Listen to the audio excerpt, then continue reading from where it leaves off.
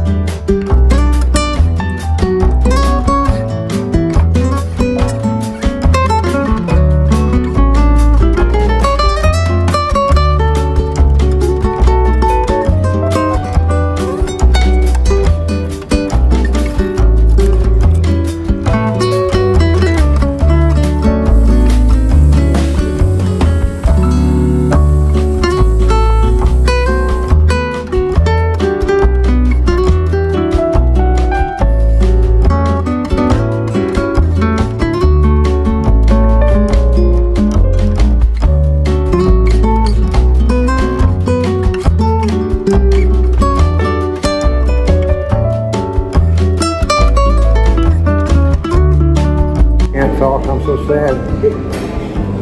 I'm lost at sea. My travel guide can't leave me there. If we run the water slide later, I'm going to video it.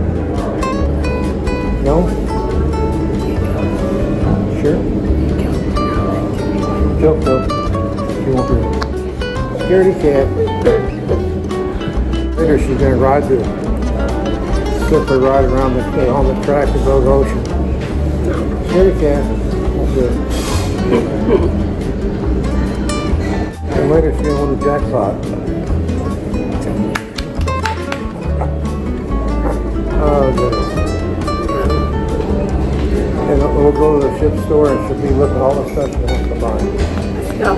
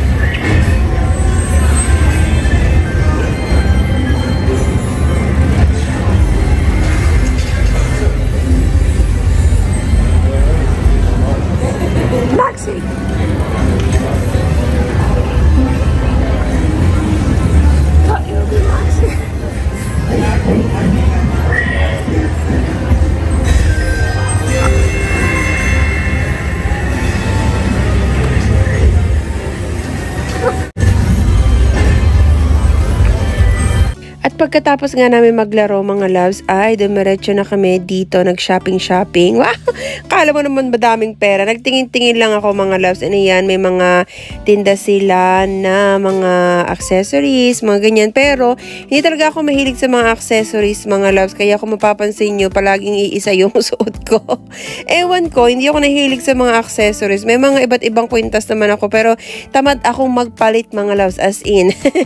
So, anyway, ayan, may mga nakita ko mga bags, o diba, may mga iba't ibang klase ng mga makeup mga loves. Actually, may mga Victoria's Secret pa nga dyan. Oh, tignan nyo.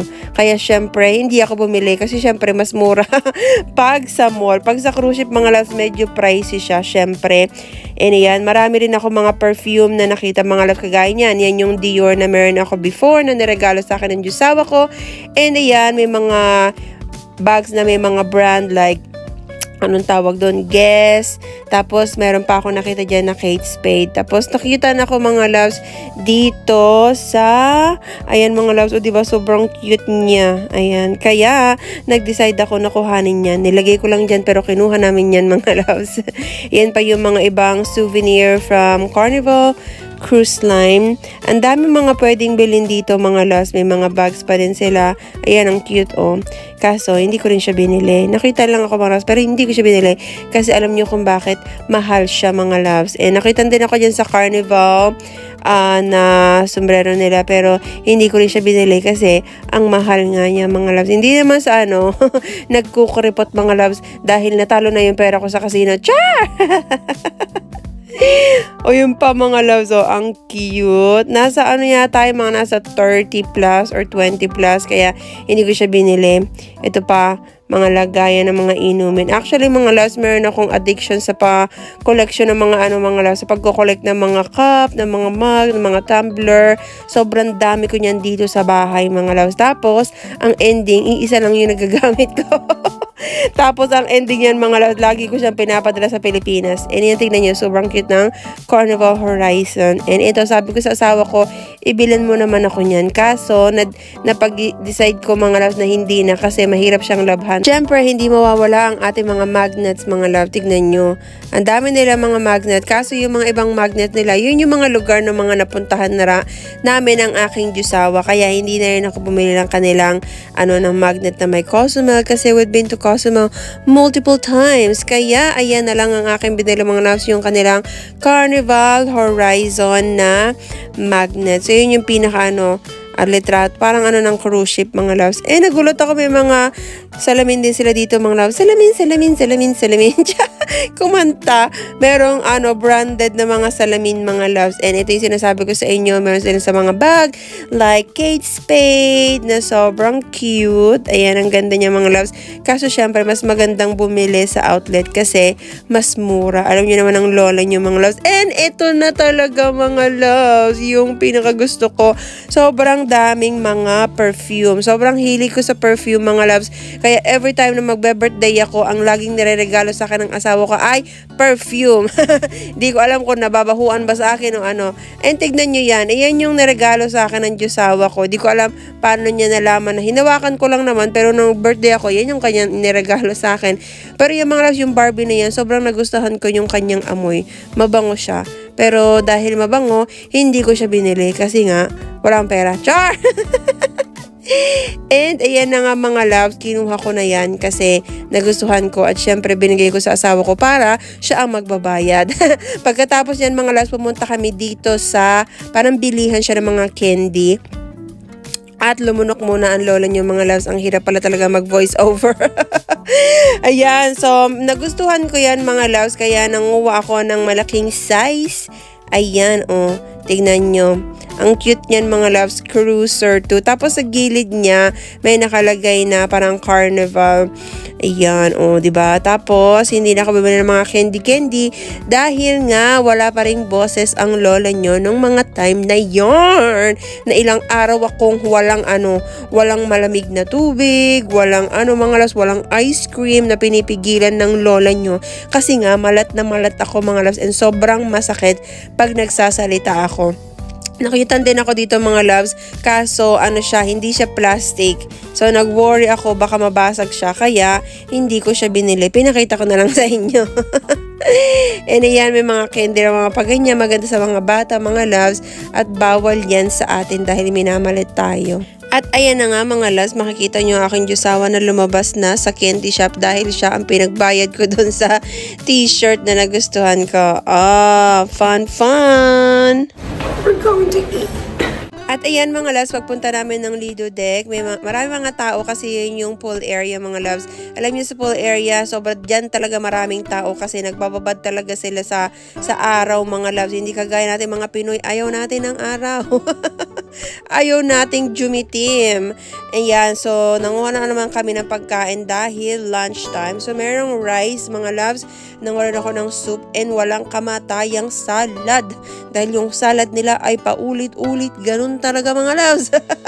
Wala talagang choice, as in, like, wala kang ibang option sa salad kung hindi meron lang tomato, syempre tapos yung lettuce, spinach, yung beans, ganun, cucumber, tapos merong carrots, and other than that mga loves, wala na silang masyadong dinadagdag. Meron pang mga cheese, mga ganun mga loves. Hindi kagaya ng mga ibang cruise line talaga na sobrang madaming options, maraming pagpipilian sa mga pagkain. Pero dito talaga sobrang limited ng kanilang mga pagkain. So, syempre, ang lola nyo, kahit na limited pa rin yan mga loves, kakain ko. Ano talaga yung mga gusto kong kainin mga loves? Kakainin ko. Kahit na masakit pa ang ating lalamunan. Kakain talaga ako kasi iyan talaga yung nilulook forward namin ng aking jusawa pag nag-cruise kami is yung pagkain talaga. Kasi nga, matakaw ako. Ayan. Siyempre, kasama yun sa binayaran mo. Kaya, eat as much as you can. Wow! Kaya tignan nyo naman, kain ng lola nyo mga loves. At pagkatapos nga namin magpakabusog sa Lido Deck, ay magpakabusog talaga mga loves. As in, nabusog ako dahil ang sobrang daming kinuha ko ng mga dessert. So, umuwi na kami sa aming cabin. Bumalik na kami sa aming cabin at nakita ko na tong cute elephant. Oh, diba? Sobrang cute mga loves. Ang galing talaga ng nagagawa nito mga loves. Nabibilib ako kasi hindi ko alam talaga kung paano nila ginagawa yan. Sobrang cute. Ready na kami mga loves for gala night. So, natulog lang kami, mga 3 hours, and then gumising. Sabi ko, magkayak na siya. So, ayan, kakain muna kami mga loves. Let's go! At iyan na nga ang ating OOTD mga loves. Pak! Postura pa ang lola niyo mga loves. So, pupunta na tayo sa dining area. Yan mga loves. Sa dining area, syempre dun tayo magdadine. Doon tayo kakain mga loves. So kasi kapag sa dining area, meron silang tinatawag na casual attire. Yung casual attire, yun yung kahit pwede ka magsuot ng, alam yung mga loves, yung mga simpleng pang casual lang. Pero kapag mga loves, pag sinabi na ng gala night or gala night, yun yung kailangan ka talaga naka-formal. Kaya ayan, tignan nyo. Formal ng lola nyo mga loves. So ito si ate na Filipina yan mga loves. Actually, sobrang dami talagang every time na magkukrus kami mga loves, palagi ako nakaka-encounter ng mga Filipino. Sobrang dami mga Filipino dito mga loves. Gusto ko makipagtsikahan sa kanila kaso hindi ko nga magawa mga loves kasi hindi nga ako makapagsalita. Hindi makapagsalita ang lola nyo. And thankful ako kasi ayan yung aming upuan. Ayan, dalawa lang kami mga loves. Kasi minsan, nilalagay nila kami yung merong mga kasama mga loves sa malaking table, ilalagay nila ikaw doon. Tapos kasama yung partner mo. Tapos meron kang kasamang ibang tao. Ayoko naman mga loves ng okay lang sila doon, yung mga ibang Jumerica, kasi nakikipagkwentuhan sila. Pero ako mga loves, nahihiya ako kasi, alam mo yung tatanungin ka, ang lagi nilang tinatanong, where you guys from? Tapos sasabihin mo yun. Tapos sasabihin nila, so what do you do for a living? Alam mo yung hinuhukay. Alam mo yung inaalam na yung buong kwento ng buhay mo, yung tungkol sa inyo na mag-asawa, ganyan-ganyan.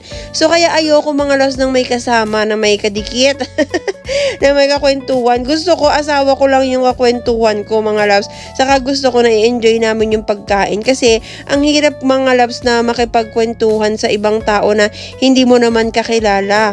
Ako, okay lang ako makapagkwentuhan sa mga Pilipino mga loves.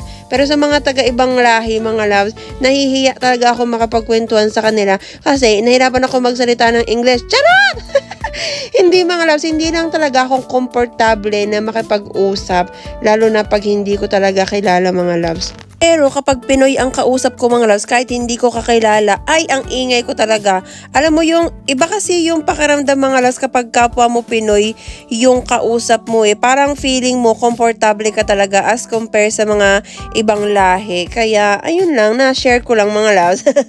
So, yung pagkain ko nga pala mga loves, yun yung nag-order ko ng steak na may kasamang lobster. So, yan mga loves, hindi siya free. Kasi may mga pagkain dyan na hindi free, na kailangan mong bayaran.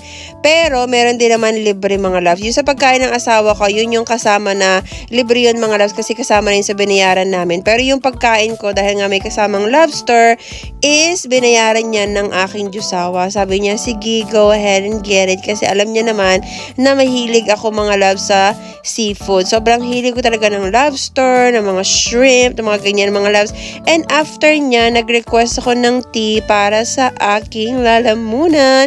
And iyan nga mga loves, ang ating dessert. Ang tawag nila dyan mga loves, Carnival Melting Cake. Yan yung pinaka-signature yata na ano nila, na dessert nila mga loves. And syempre, asawa ko nag-ice cream. Pinagtatawanan niya ako mga loves kasi sabi ko, nasakit ang paa ko. Tawa ng tawa sa akin. Babalik kami ng room. Nakabalik na kami mga loves sa room namin. Medyo bumabalik na ang aking boses. Yay, finally. Sana bukas medyo maayos na mga loves. So, they can see your belly.